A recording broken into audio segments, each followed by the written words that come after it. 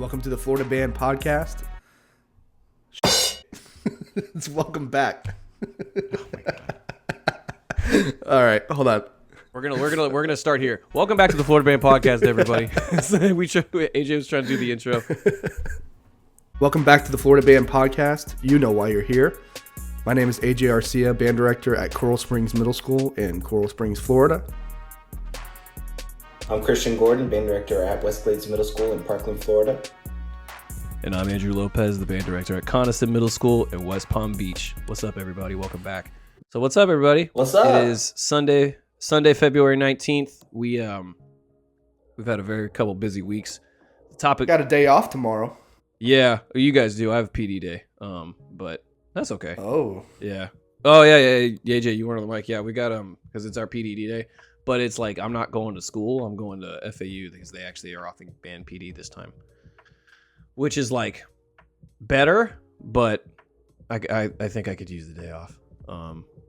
The topic for the day, I think we've all had a pretty busy gamut of like a couple weeks, so we're just kind of talking about experiences. We all had our pre-MPA, right, guys?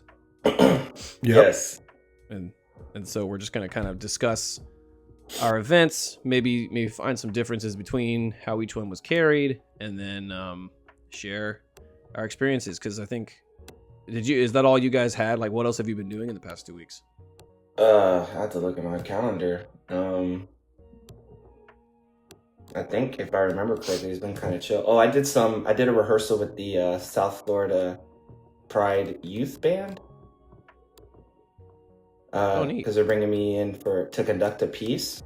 Well, they're bringing in the band directors that have students in the group, because it's like an all Julie Giroux concert, but she had to cancel.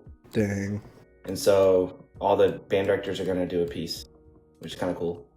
So I picked the shortest, fastest piece that they offered. What is it? It's called Just Flying. It's going to be the first piece on the concert. It's like a fanfare. It's fast, and it's 3 minutes, and I'm in and I'm out like I was in college, and you know. Oh my God. Oh my God. No, I don't think anything else has happened. Did we talk about our showcase night? Yeah, we'll get into that. Yeah, we can do that. Had that. What about you, AJ? Other than pre-MPA, had a couple fundraisers. We've had to deal with a situation with our polo shirts. Basically, just to give you the short of the long of it, I don't even know if that's the right phrase, but it's gonna not, go with it. But we understand what you're trying to say. There you go. We put in an order with someone that we kind of grandfathered in from last year who had done our shirts in the past. And they totally just crapped the bed. And it was just, no communication, no nothing. And basically our kids have been, without any kind of uniform or set uniform since the beginning. We usually do like the costume concert, but even then, the kids that weren't in costume were kind of just left to figure out what they needed to do. And, we finally settled on the same company that Christian and Kaylin used, and we'll have our shirts within like the next 2 weeks. The only downside really is we had to pay double for the shirts. So like we're still going to fulfill the order from the guy that we used earlier, but we also went ahead and bought shirts from the other company. So we basically just saw it as, investing into next year. So, we'll figure it out. It's, the shirts will be here before MPA, which is really all I care about. But yeah, I've been dealing with that. And we had pre-MPA, and we'll talk about that too. Yeah,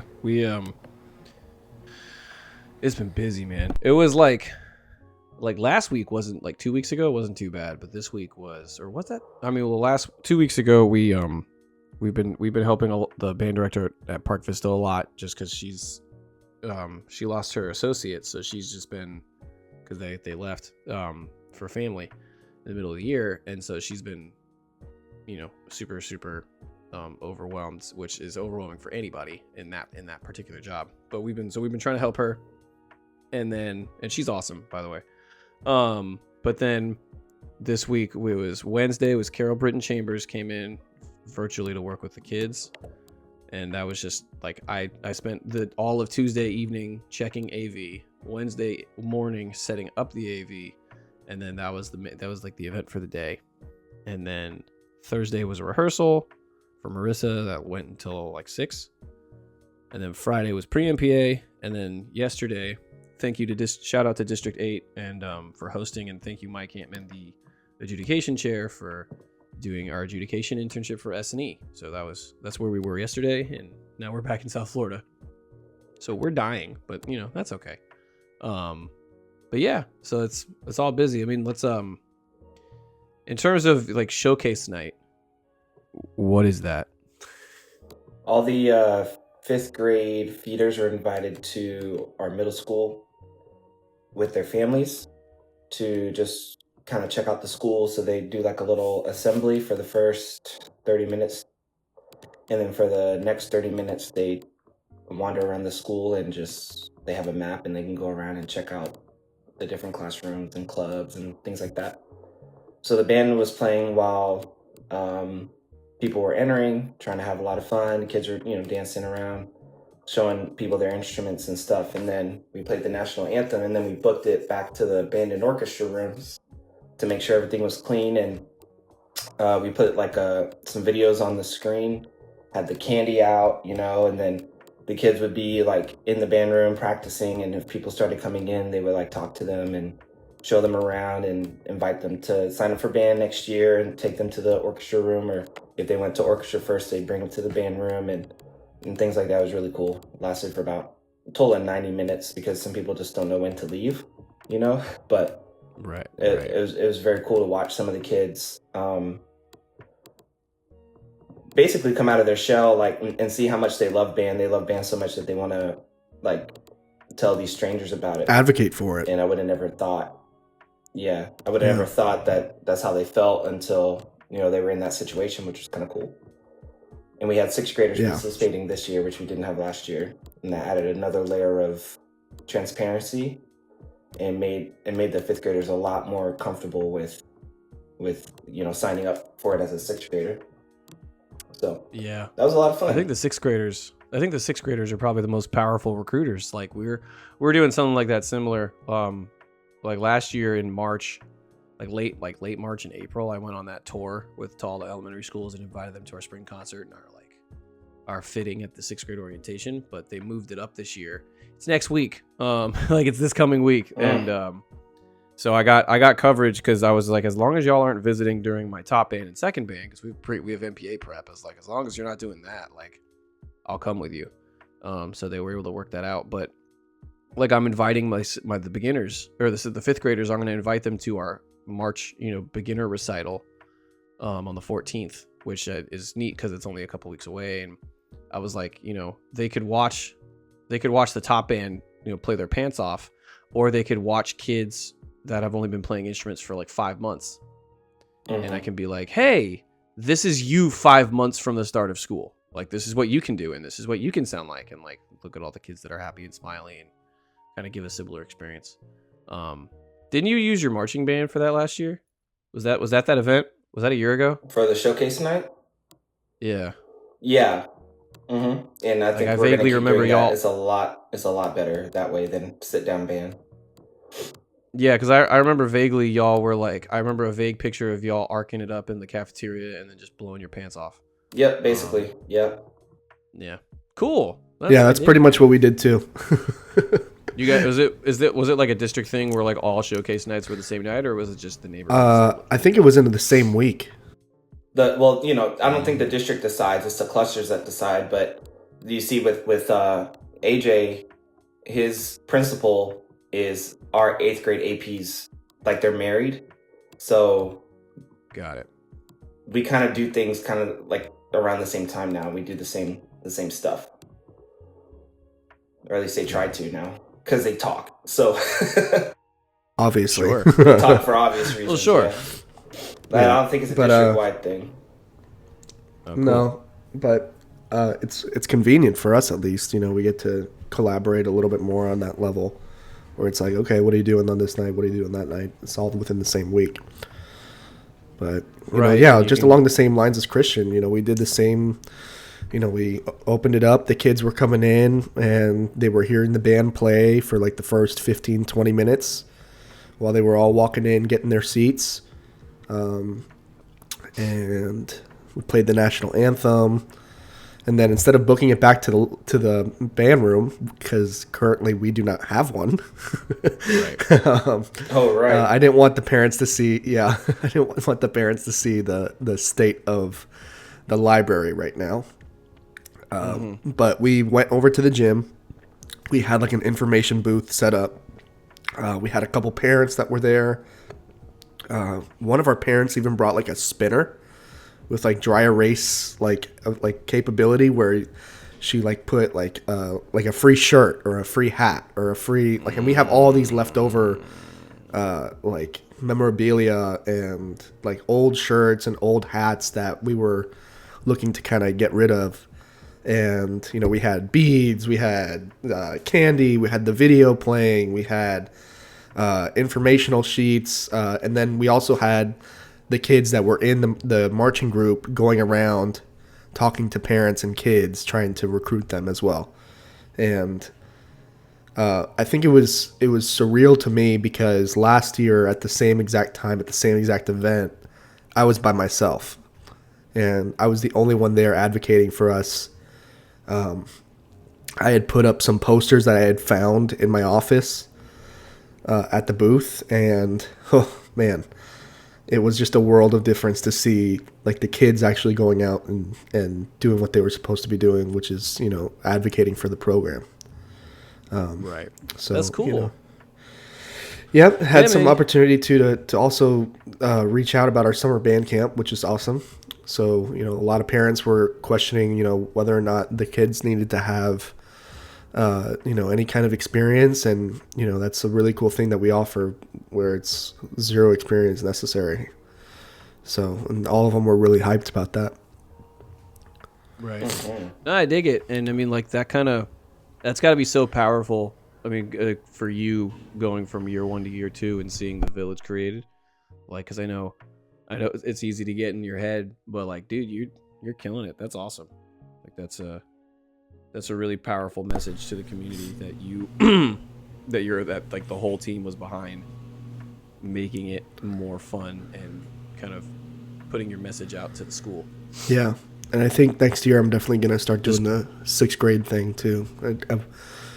You know, the more that I think about it, the more I'm like, well, they see the older kids and there's still a disconnect. Excuse me. And they're just, you know, looking at them like, oh, I'll never get there. And some of them at least, they'll be like, oh man, that's 2 years away. That's 3 years away. Whereas, you know, if you put a 6th grader in front of them and they're like, man, I love this. This is such a cool class. That's less than a year away for them. Yeah. So, you know, it makes more sense to, you know, put those younger kids in front of them. And of course, you know, there's a level of trust that you have to have with the younger kids. You know, I do have a few kids in mind that we're planning our elementary school visits very soon. And, you know, I do want to take, you know, some of the marching group with us, but I also want to take the 6th graders. It's going to be a little bit of a shorter assembly, but I want them to show the 5th graders, you know, what they can do in just a matter of a year or less, really. Right. So. Right. Had I found out about my visits next week a little bit sooner, what I was going to do, and I'm probably going to, there were 2 of the visits have been scheduled. The other 2 schools have not been scheduled yet. And I think what I'm going to do is on Tuesday for the beginning classes that I do see, I'm going to have them write cards to the 5th graders of like, I'll have like every kid write 5 cards on construction paper of like join band. It's so much fun. Like super, super cool. Sign their name, and sign their instrument. And that way I can be like, hey, our kids got some things for you. Like they got some, like they wanted to write cards for you because they had, you know, and just that way, because I don't know if I'll be able to bring a kid with me. But I can still hand that out in addition to the flyer of like, you're invited to Blobbity Gook and go do Gibbity Ga. and just kind of get that message out. No, I dig it. That's so cool that you guys do that event, because it's such an easy chance for the programs to flourish and take over and give the image of takeover, which is what we want. Is it all right if I talk about Brittin Chambers and then we'll get into our go for experiences? Go for it. Cool. So it was like back in January. I got the idea in my head because we played one of her marches for the winter concert, and the kids liked it. And then, she was, I think, probably one of the most played, if not the most played composer in Midwest this year. Like, every band that we saw had her on the program. I'm pretty sure. And so I was like, well, she's clearly really popular and clearly really accessible, because a lot of times for Midwest, those composers work hand in hand with the performing groups. So I was like, so she's probably really accessible. So I just shot her an email like in the beginning of January. Because I took the page out of Michael Gabriel's book, Michael Gabriel Flanagan. Like, that dude he's like, even when he was at Hollywood Hills and now that he's at Flanagan, he was always hosting people. And just hosting virtual visits from like Julie Giroux and like Johan Demige and like all, you know what I mean? Like all those people. So I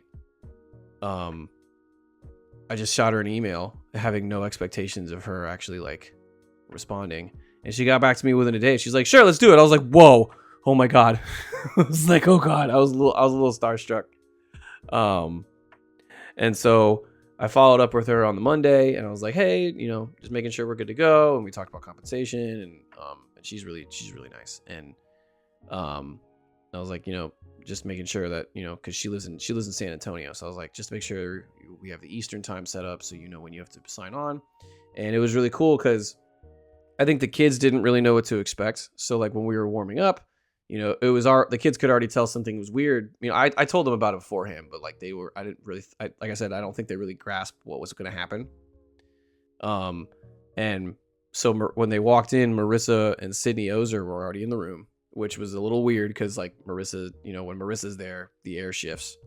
And it's, in the same way that when Steve walks in, it's like, it's like God walked in and they're like, oh my God. You know what I mean?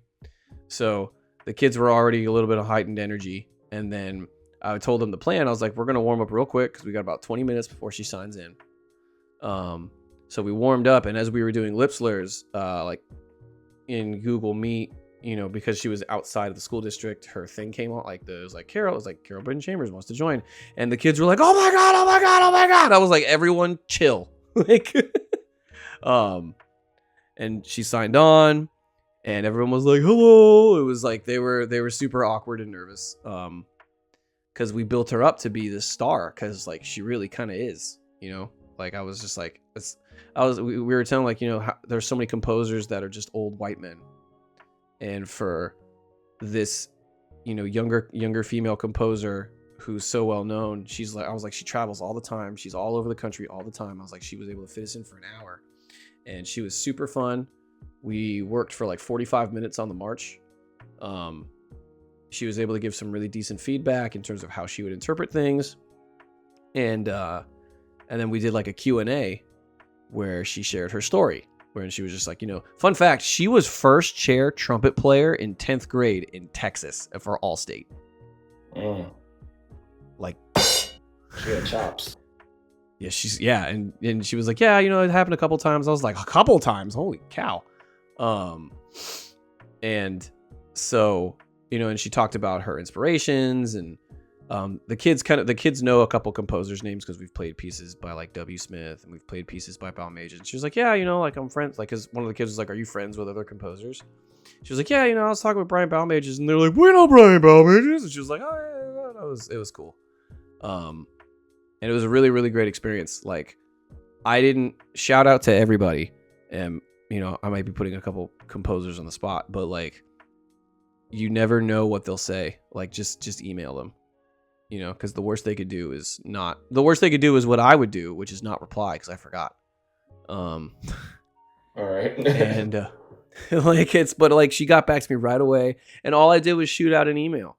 And when she replied to me back in January, I shot out another email to a composer of a piece of music that I want to play with the second band in for the spring concert, and she said yes too.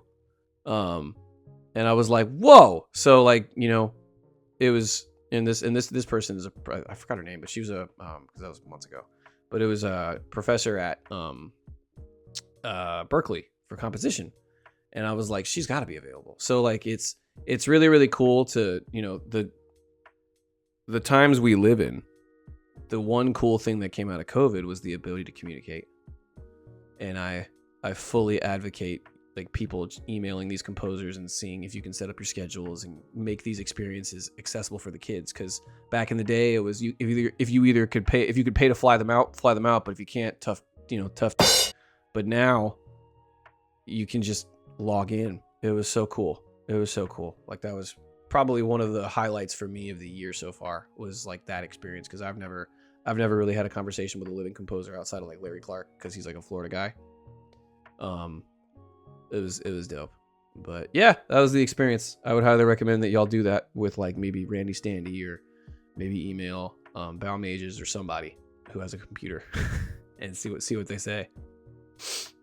Yeah, I see composers say online all the time, like, I'm available, like, thank you for reaching out. And they always give a shout out, you know, usually like, worked with this band today, it sounded great, you know.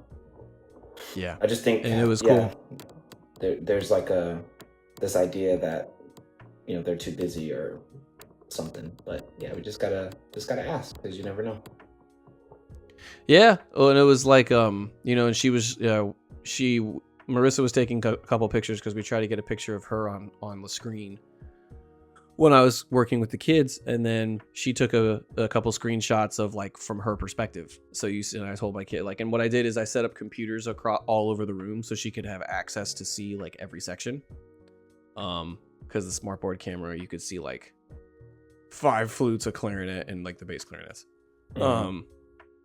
And so it was really cool. Like she was just like, yeah, I see everybody, and like so the kids were making faces in the cameras like all across the room. It was really funny. Great experience. But yeah, that was the start to my week. At this point, might as well dive into our pre-MPA experiences. Who had theirs first? Was it AJ? Yeah, I had mine on this past Wednesday. Where? So, we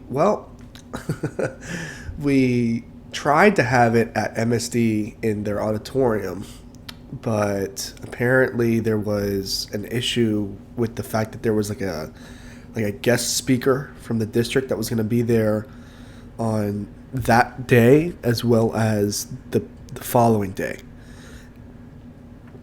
And they kind of did like a weird setup on stage that obviously prevented us from being on stage. Like it was just like, all right, well, guess we're not going on stage. Like Steve went to go check on the auditorium on Monday or Tuesday rather, and hold on, I'm about to send it to you guys. He saw this in like on stage, and it was like a full setup, and the guy and Steve was like, is there any way that we can move this?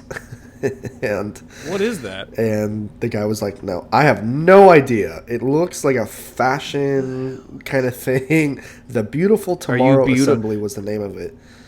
Christian, are you beautiful tomorrow? Every day.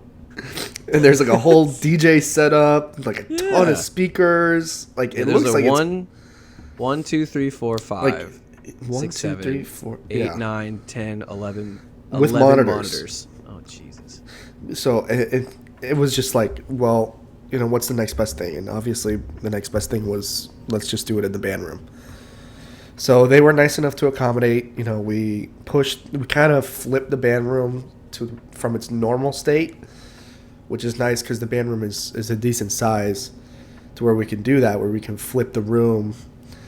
You know, we did our pre-MPA there, and you know, it was intimate. It was very, you know, I thought it was honestly, you know, would there have been some pros to being in the auditorium? Of course, it provides a realistic venue, but I think you can hear things a little bit clearer in a band room rather than the auditorium. Some things might get lost in the mix.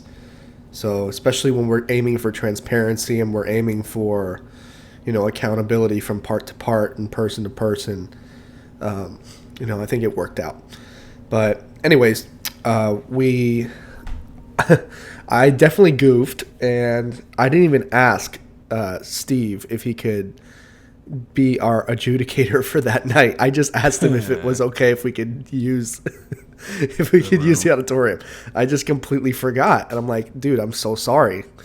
And he's like, I'm sorry too. I would love to do it, but he was working with Larry at West Boca that night. Yes. So I heard that Edgar Rubio was working with Christian's pre-MPA the following night, and I just reached out to him and I was like, hey, what are you doing on Wednesday? And him being who he is, and especially who he is to me, he was like, yeah, I'll come out, and then what was really nice was, we did the whole pre-MPA thing, we performed, and he got about 45 minutes to work with my kids. And it is a lot to ask of those kids at 7:30 at night, but I still think that they benefited greatly from having him there, talking to them and being right in front of them. Watching him work again was always a treat. He's definitely got a lot of things to say, and to analyze on our end. I want to make sure that what he's saying is something that we can work on, or something that we can strive for. And what's nice too is that he really got down to the individual level, and he was able to talk to some of my kids at the individual level and kind of motivate them to be a little bit louder here, or a little bit more stylistic there, or something like that, where it was very personalized. And I think the kids really digged it. They were very into his way of running that little rehearsal. I got a lot of things on my end that I could take away. The biggest thing was the setup. My setup is kind of wonky, where my middle voices are just blaring like the entire time. And so I took it upon myself to kind of go through the band. I just looked up band seating chart on Google and played around with it just to, kind of see what my options are. And we actually changed it on Friday. And the kids were like, oh, what's going on? What's going on? I'm like, we're going to change this. We're going to see how it sounds. And this entire next week, I'm just going to go ahead. I'm going to, bring my mic to school. I'm going to make sure that, I can stand in the back of the library and just listen to them in this new setup. So it was nice too. Christian was there too. Kaylin was there. So they took a couple notes from me as well.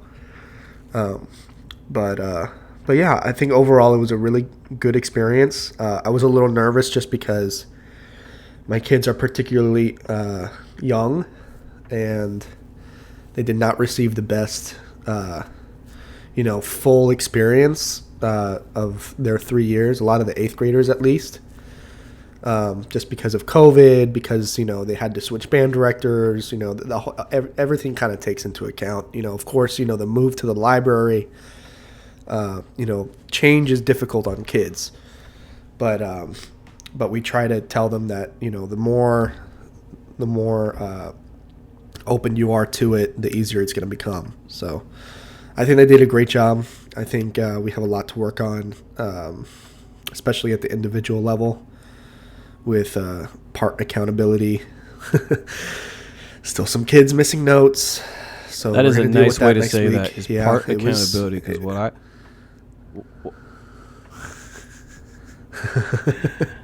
that's such a nice way to say that, because for me, it's I'm gonna take this machete and slash that part. Oh my god, I'm going in guns blazing. Oh no, yeah. I mean, I think it was a great experience too. And what's really cool, me and Edgar have that really special relationship where he's basically seen me grow all the way from when I was in beginning band up until now. And he can see that full progression of a student, which I always share. I think that's a really, really special relationship that I share with him. It keeps me. Well, you can share that accountable. with your students too. You can share that with your. It's like because he's like the poppy. He went so far as to be like, I'm going to tell you guys Mr. Arcia stories. And they all went nuts. And I was like, no, what are you doing? Like, you can't be throwing me under the bus like this. Mendez did that to me. And he was like, you guys can call me Poppy Mendez because I'm your grand teacher. And I was like, don't do that. And he was like, yeah, man, I'm Poppy Mendez. I'm like, can you? Okay. Yeah, same kind of thing. It's special for him too because like he gets. Like I think that's such a cool environment because I get exactly where that how that feels where it's like the kids feel the connection because it's like that was his teacher and you feel the connection because it's the whole room gets to connect as was one big band family. I think that's really special. Yep, that's badass. So, overall, I think it was a good experience. I really couldn't have asked for anything better other than some notes that were played incorrectly. But Christian, did the notes that you write to him say try harder? Was that good attempt? I don't think I got them from him yet. Oh. Yeah, I didn't send them yet. My bad.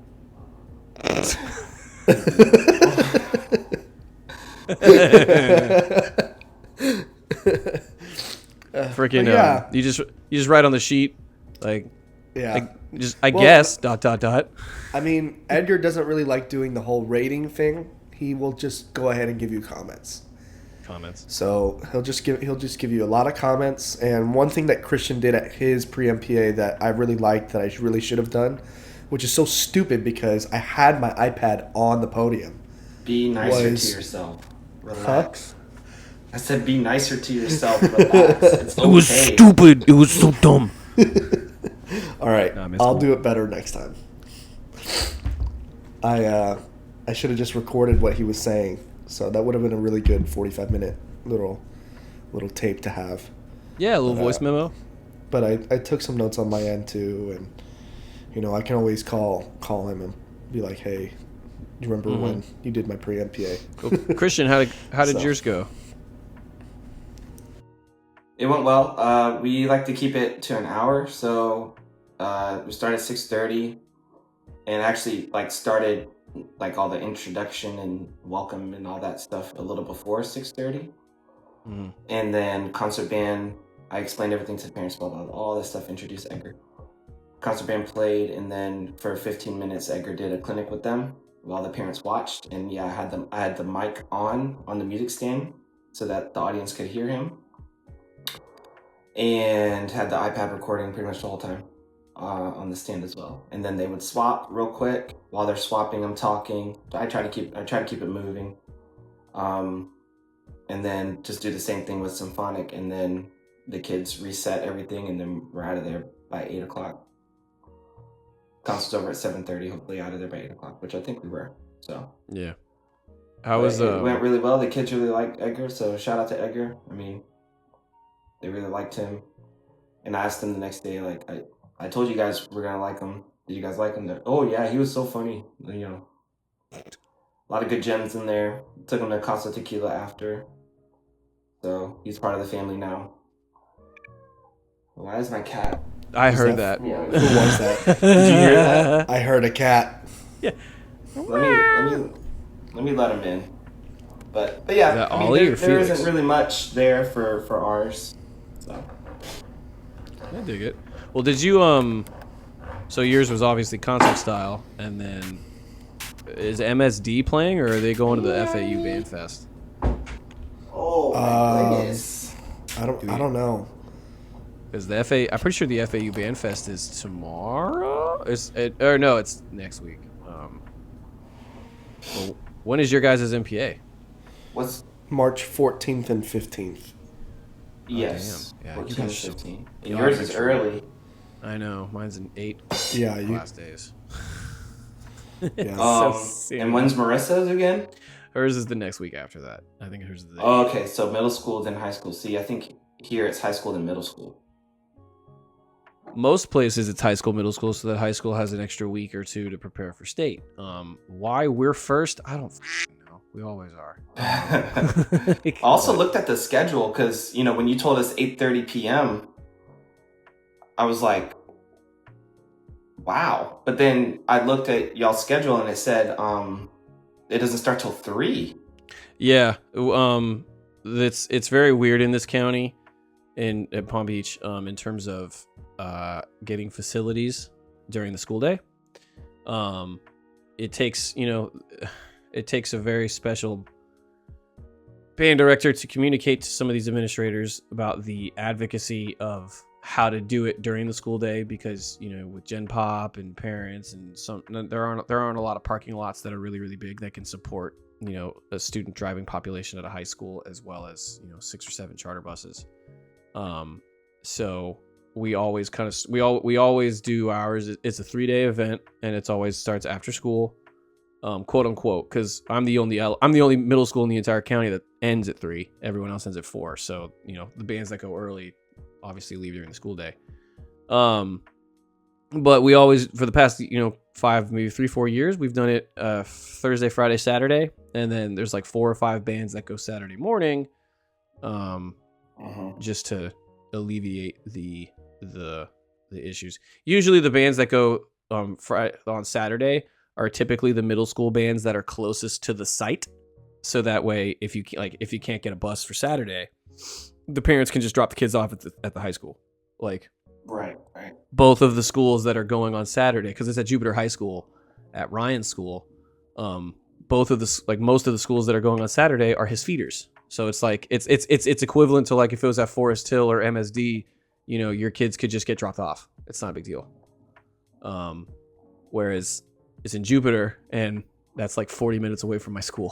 So we're going on Thursday. But yeah, no, we're going to 8:30, so I'm excited about it. But anyway, for pre-MPA, because Christian, I asked AJ, do you know if is MSD doing like the FAU Band Fest? No, I don't think so. They're just doing their own thing.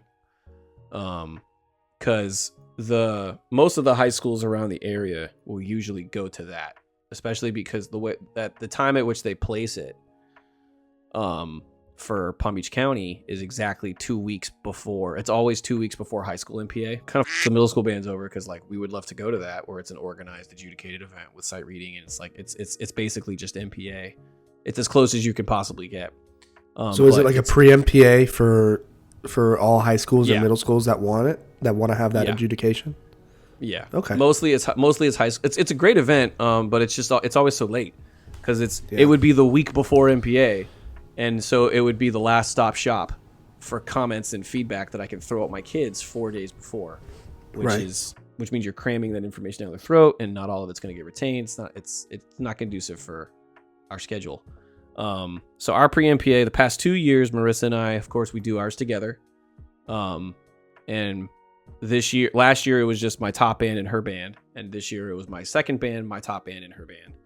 And this is the last year that she's only got one ensemble. Next year she'll finally be able to split. So God bless.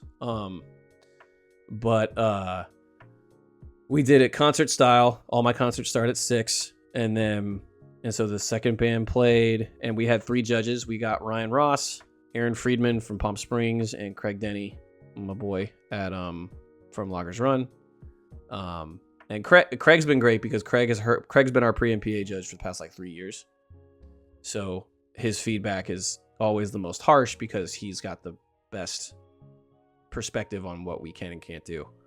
And so second band played. How did you guys perform? Like, how do you, I guess we can get into this after me, but like the second band performed, I like it. They, little couple deers in headlights, but that was necessary, because like I don't really know if the kids really understood the depth of what was going on, and how like just the weight of being on stage with strangers in the background. You can see the lamps, and it's that intimidating feeling.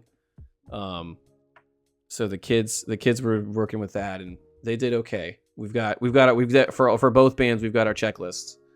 And then Marissa's band played, and for Marissa's band, I told all my kids, I said, turn your phones off. Like, you are going to watch this band. And the 7th graders were just kind of you know, being 7th graders in the back. But most of them were listening, but there were a couple kids that were just having conversations about nothing. But the 8th graders were dialed in. It was really, really cool. Like, as you look up the auditorium, all the 8th graders in the front 2 rows are just staring at the bands, and it was a really, really neat experience. On our Discord, they were like, "Man, Forest Hill was so amazing!" Like, 'cause they're playing Manatee Lyric Overture, which is a 4, and the kids were like, "Oh my god, that's so incredible! Like, wow, it sounded like a movie." It was neat, and it was always really fun to have the kids watching each other. But it was good. You know, we took the crew to Havana's afterwards. Have y'all been to Havana's yet? No. Gotta go. But took the crew to Havana's, got all their tapes and comments. We had to show Aaron Friedman how to use his voice memo on his iPhone because he didn't know how. So we showed him how, and we got their comments. I have to listen to their comments today. But Marissa listened to them yesterday on the way to S&E. But no, it was good events, man. I like Pre-MPA. I don't know how many of your kids, Christian, because especially since you were probably on stage. I don't know how many of your second band kids were probably a little nervous. Yeah, they were nervous, but what was really cool was the best they sounded, leading all the way up to that performance. I mean, I was really impressed with them, and I let them know. Mm-hmm. I think they were up for the challenge. I don't know. It was a really cool experience in that regard. Oh, good. They didn't wet the bed. Yeah. I definitely think that my kids, it felt more mature than ever before. So I'm happy about the growth of the group. Obviously we have our things to work on, but yeah, I think that, just like Christian said, I feel like they were ready to go. The kids that, unfortunately, that same day there was like a threat towards MSD, and so there was like a huge ordeal. Kids were held past release time. There was a staggered release, and I had a few kids say that they couldn't come, so it was all right. Things happen. But I still felt like the kids showed up, they did their thing, and we're definitely on a trajectory to really nail our MPA performance. So I just we just need to get the work done. And I told the kids last week, like, you cannot afford to just kind of ease into this last month before MPA. You can't. If you know that there's a part that you can't get, you should be at extra help. If you know that you're having trouble with a certain technique, you should be doing a pass off that deals with that technique, that specific technique. You should be asking your clinicians for help. You should be doing everything in your power you can to make sure that you're getting it right. And I told them, like, if you want to have a superior rating, you got to earn it. So, and we'll get there, but that takes buy-in and commitment. So, I'm definitely confident that they're gonna get there, but we gotta get the work done. Yeah, no, same. Like, I told Craig's number one comment, and he gave me 2 comments for both bands, and one they both made me feel good because it's a short to-do list. But like, the main thing he was like, because he told me, he said the band's sound is. He was like, that's the band sound. Like, that's what you want. He said, but you gotta tell them superior bands don't play wrong notes. And I was like, oh God. And I was like, I'm gonna go get that machete, and I'm gonna slice and dice. It's because with 8 days left, if they didn't, because I told the kids, like, if you're gonna get it, you're gonna get it. But with 8 days left in the cycle, if you didn't get it by now, you're not gonna get it. And if you didn't make the step, because you tell the kids the whole cycle the same thing, like to ask your clinicians, check your pass offs in terms of what you need, come to extra help, because I do that too. But it's like, I'm like, at this point, there's only a couple kids where I'm like, man, if you don't know that is that note, there's a sword coming your way. So yeah, I sort of gave a kid. Sorry, that was really loud. I sort of gave a kid. You're good. An ultimatum. I sort of gave a kid an ultimatum because he cannot slot his notes. And I'm like, dude, like, like you're telling me that wasn't right. So like you have an ear for knowing what's right and what's wrong. You're missing anyway. And he will just still like he just won't try hard enough. And sometimes it really is just a matter of trying hard enough rather than, being passive about it. And I feel like that's like the biggest struggle that I have with my kids. But I get it. Besides the fact, yeah. Pre-MPA went well. Good. I was at Christian's. I thought it went really well. I think your groups played really well. Oh, I'm sure Christians went well because Christians, your bands are always so prepared. Like I always admire about the way you handle the mental aspect of I preparation. appreciate that. Thank you. I try really hard, and I get them like really focused. I make MPA such a big deal. They don't miss the concert, the pre-MPA and whatnot. Yeah. Like that. If AJ didn't have to go, I have 4 stories about parents that reached out seeing if their kid could miss and how they all backed out. One paid $500 to reschedule their plane ticket. Oh, wow. Because they scheduled their flight on pre-MPA. Yeah, and they that was wild. If they could miss. Yeah. And I have a couple similar stories, but that's crazy. I have a couple similar stories, but that's crazy. That's crazy. That's awesome. AJ, yours sounded really good too. I appreciate that, man. They're on their way. Yeah, they are. We got a solid sound there. So we do, and it really helps that we have a lot of accountability and a lot of what I want to start doing is I want to start recording and listening, just doing a lot of that in the next week. Yeah, so a lot. I'm recording whenever we do run throughs or whenever, I should just do it. Just record class. Honestly, I mean, I don't know why I don't do it. I feel we're starting sight reading on Tuesday every day. Yeah. Yep. Every day we're sight reading a piece. Every day is sight reading, and every day I'm recording.